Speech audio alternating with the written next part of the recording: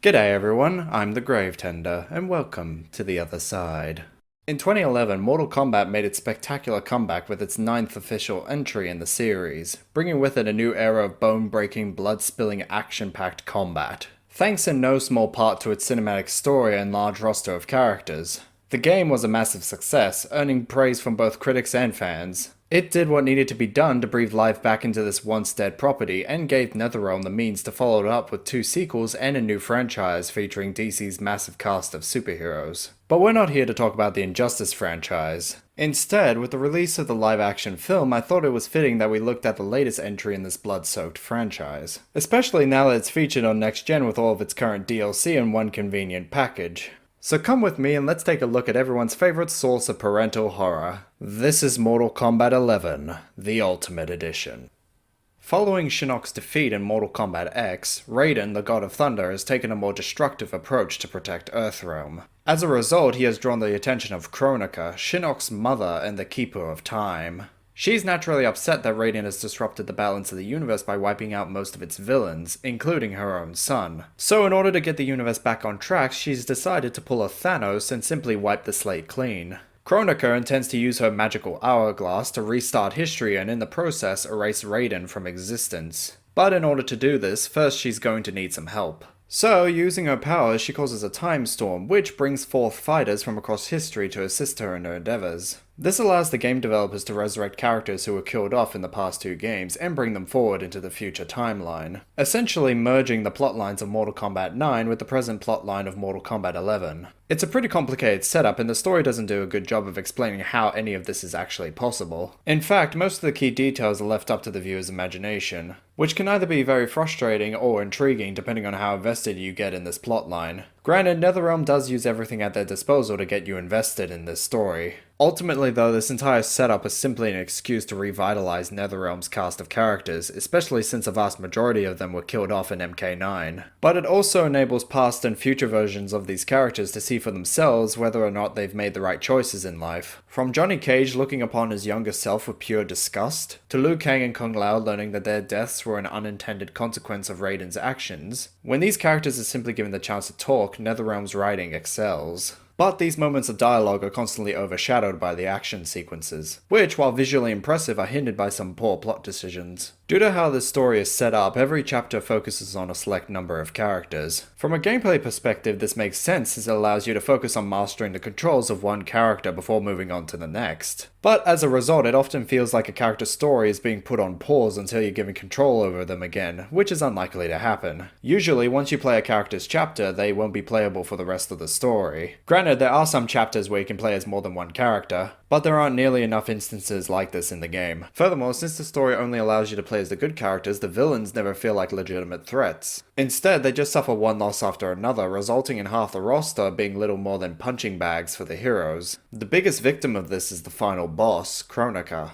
As the first female boss in the series, you'd think the writers would put more effort into her origins, powers, and personality. But most of it is glossed over, with characters refusing to speak of her. The game spends more time building up and revisiting the actions of other villains rather than her. It also doesn't help that the writers try to set it up that she's the reason for all the past conflicts between our main cast of characters. Yet we never learn of this character until now, and there are no indications of her presence in the previous games to help support this idea. Despite being set up as the biggest villain in the entire franchise, her overall character is a complete letdown. So while the main campaign might look good, story-wise it's a complete mess, and the ending only serves as an excuse to reboot this entire franchise yet again. At least, that seemed to have been the case. That was until 2020 when we got a new expansion called Aftermath. This expansion would include 3 new playable characters and a new story which would take place right after the events of the main game. It would integrate all the DLC characters that have been released so far into the narrative, except of course for the guest characters for obvious reasons. Following Kronika's defeat, our heroes discover a major problem. In order to use the hourglass to restart history, they'll need Kronika's crown, which was sadly destroyed along with her. So with no way of restoring the universe, Liu Kang and company must resort to desperate measures to restart history. So they learn from the sorcerer Shang Tsung that they can still use the hourglass to send people back in time. Therefore, he suggests a new plan. Shang Tsung offers to go back in time and recover the crown for them. But to ensure the sorcerer doesn't attempt to take over the universe, Nightwing and Fujin will follow him into the past. What follows is a plotline taken right out of Doctor Who, with these three characters revisiting events that have already taken place and working to ensure things proceed as normal, all the while attempting to move fast enough and gather enough allies to retrieve Kronika's crown before the Titan realizes what is happening. Funny enough, somehow this expansion does a better job of being a time travel story than the main story. Compared to the original story mode, this expansion's narrative is much easier to follow, and overall, it's just better written. Certain unexplained plot elements are given proper context. Furthermore, the villains actually feel like a legitimate threat this time since you're given control over them. But easily the best aspect of this whole DLC is the return of series villain Shang Tsung, who is presented as both a deceptive foe to our heroes and one of the best sources of comedy in this entire franchise, with his methodical nature combined with a lack of empathy towards his past deeds only helping to emphasize this. Kitana never appreciated my contributions to the Empire. Like replacing her with an evil clone. Yes.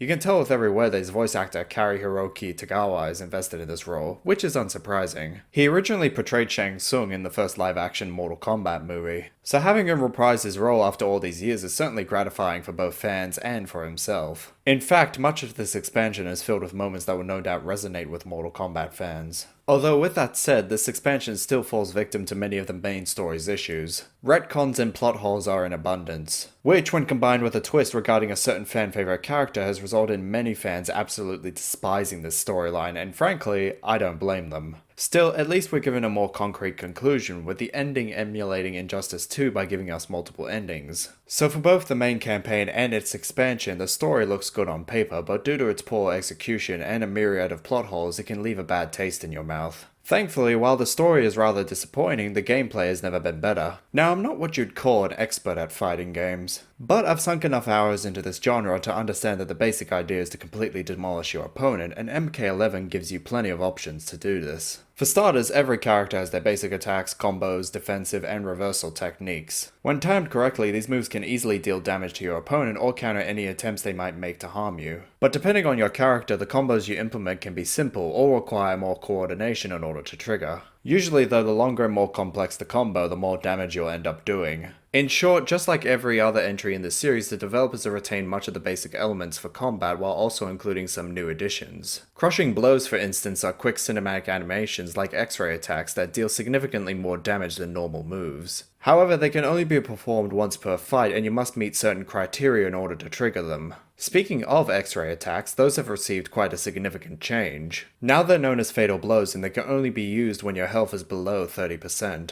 Furthermore, if a fatal blow is blocked or misses, you'll have to wait some time to try it again. But should it land, then it has the potential to save a match, or at the very least even the playing field. However, since your fatal blow no longer needs to utilize your gauge meter, Netherrealm has altered its design so it now focuses more on benefiting your character's moveset. For starters, your gauge has been split in two, with each bar focusing on a particular area. Amplifying your special moves will cost you half of your offensive gauge, while half of your defensive gauge can be used to escape combos and grab attacks. Once part of your defensive or offensive gauge has been utilized, they'll begin to recharge. This recharge time is pretty quick, so thankfully you won't have to wait long before you can use either gauge again. This change has enabled Netherrealm to not only encourage players to enhance their moveset, but also approach each new combat encounter with caution. This is best exemplified with environmental interactions, which, like Mortal Kombat X, vary from platforms you can use to enhance your movement to weapons you can use to attack your opponent. But now in MK11, interacting with these items will use half of your defensive gauge. So now you need to wager whether it's best to waste your energy on one of these or save it for later use.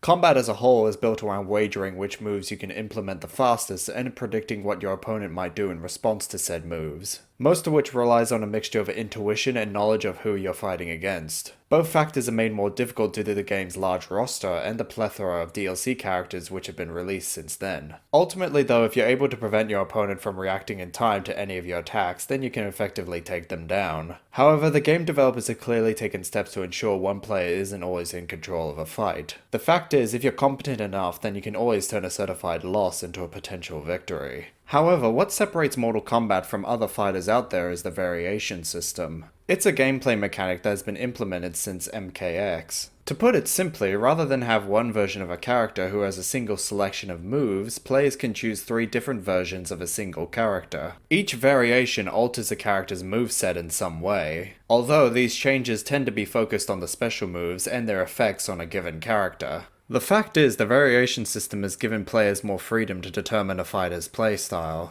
But in MK11, now you can actually customize the aspects of a character's variation. From a whole host of different moves and alterations, players can create a maximum of 5 variations per character. Some of these alterations can provide your character with a buff, enable them to teleport, or provide them with a new long-range ability. However, certain moves will actually prevent you from choosing others, so it's a good idea to test out a character's variations to determine whether or not these moves are perfect for you. If not, then you can easily swap them out without any consequences. Same could be said for a character's overall appearance. Originally, in order to help players determine what your opponent's variation was, their fighter's visual appearance would alter slightly, like changing the design of a ninja's mask or giving a character tattoos. But now players are given the freedom to customize their fighter's visual appearance. From the clothes they wear to their weapons and gear, MK11 gives you the means to personalize your fighters however you wish. With each set of clothing coming in a myriad of different colors, along with every piece of gear having its own unique style, there are dozens of different ways to help your fighter stand out.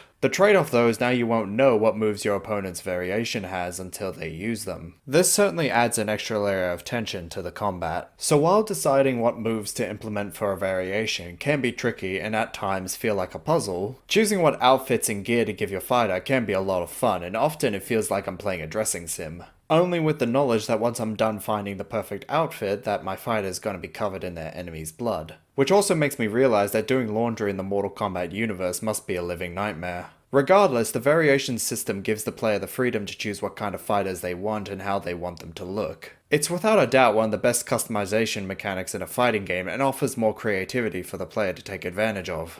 Whether from a visual standpoint or a gameplay one, the variation system can give the player the tools to craft their perfect fighter, which will no doubt be necessary if you want to secure a victory and trigger one of MK11's glorious fatalities.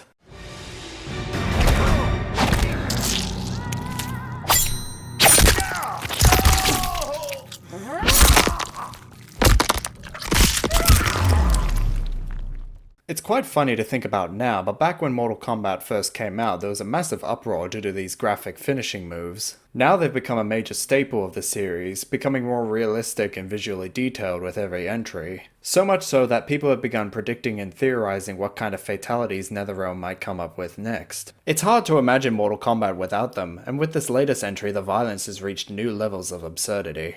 Every fatality, brutality, and fatal blow are accompanied by some brilliantly crafted sound design, making you feel as though you are actually breaking your opponent's bones or tearing their body to pieces. However, it's interesting to note that originally whenever a fatality occurred, you were left with just a still image of a now dismembered body. But in MK11 now the fatalities have taken on a more artistic impression. Like a still image, the character's movements begin to slow down until they freeze at a certain point, leaving you with an image of a broken fighter, humiliated and dead. It's an interesting change that gives these fatalities a more expressive style. The only real exception to this would be the stage fatalities, which present themselves like past games and don't slow down upon reaching their climax. If, however, you want to try a more complex finisher, then you can always attempt to perform a brutality on your foes. These are essentially special attacks or combos that kill the opponent in a manner like that of a fatality. In addition, many of the brutalities in the game require different criteria to meet, and they can literally be anything, such as performing special moves a number of times or using an interactive object. Unlike fatalities though, they can be quite difficult to pull off since they require proper timing. Furthermore, if your opponent alters the conditions of a fight, then you can miss your chance to perform a brutality. Still, if you're afraid your children will become bloodthirsty monsters after exposing them to so much gore, then thankfully Mortal Kombat 11 also gives you the option of using friendships instead of fatalities. These are simple bits of comedy which usually serve to highlight certain characteristics of a fighter, like Melina playing with her toys, Jax showing off his kick-ass saxophone skills, or the Joker being the only character in the whole game who's forced to do a friendship. These friendships can be the perfect way to appease your sensitive family should the need ever arise. Of course, once you find the time to stop spilling blood, you'll find a slew of different modes available to you, most of which have been carried over from other Netherrealm games. For starters, every day you're given a new selection of challenge towers to fight in, with each tower offering you different rewards. From new skins and gear pieces to more money which you can spend in the crypt, or even consumables which you can use in the harder towers. However, if there is a particular character you want to focus on, then thankfully there's the option of character towers. This is the best place you can go to for unlocking gear or unique intros for your favorite fighters. If you want more of a challenge though, then there is a selection of boss towers you can tackle. These challenge towers have a myriad of different takes on what classifies as a boss. Some require you to fight them one-on-one, while others enable you to bring in other players to fight them. But in all cases, these fights are usually some of the most broken and unbalanced in the whole game. Whether it's due to a boss's absurdly large health bar, or the myriad of different conditions that might be implemented in their fight, these bosses can result in some very frustrating combat encounters. The developers have tried to balance this out by giving the players access to their own special effects, otherwise known as consumables. Each of these provide you with a special effect in battle, and many can be used repeatedly throughout a battle with an opponent. However, due to how chaotic some of these fights can be, it's easy to lose track of where you are and whether or not you can use your consumables. This, when combined with a boss's naturally absurd level of damage and their own game-breaking effects, can make it easy to see why many of these challenge towers are so unfair. Of course, if you simply believe your failure is a result of simply not understanding your character's mechanics, then you can always tackle one of the game's tutorials. These do a good job of explaining the game mechanics while also providing each character with their own personalized tutorial. Although if these issues continue to persist, then spending some time in practice mode usually works for me. However, should you find it impossible to beat one of this game's bosses, then there are always other ways you can unlock new stuff for your characters.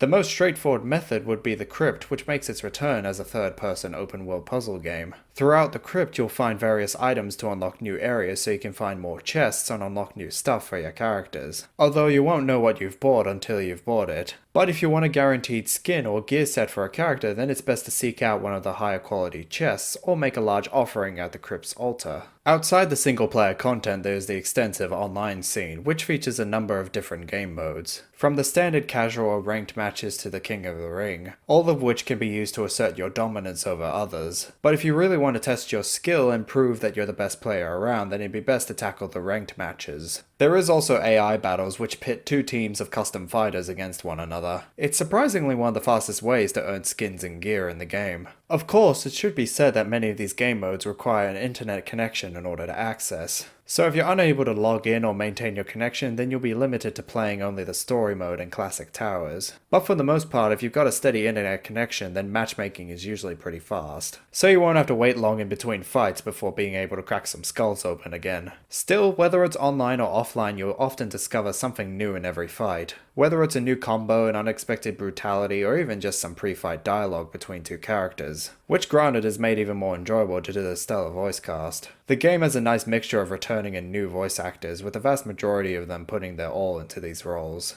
At the end of the day though, Mortal Kombat 11 set out to be a solid fighting game, and it does exactly that. With the variation system giving players the freedom to customize their fighters however they wish, along with a suite of game modes to keep players engaged in the combat, there's more than enough content to sink your teeth into. Thanks to its ever-expanding roster of characters, hardcore players will have plenty of options for the competitive scene. Furthermore, even if you only play this game alone, then there's still more than enough content here to keep you invested. If only the main campaign had managed to attain this same level of quality, then I'd say that this was one of the best fighting games out there. Still, with 37 characters to play and customize, it's hard not to see why this franchise has lasted as long as it has. If you want to rip your friends apart in the most absurd and vile ways possible, then Mortal Kombat 11 is the perfect game for you. Anyway, that's all the time we have for today. I'm the Grave Tender, and thank you for joining me on the other side. Please consider subscribing, and I hope you all have a nice day.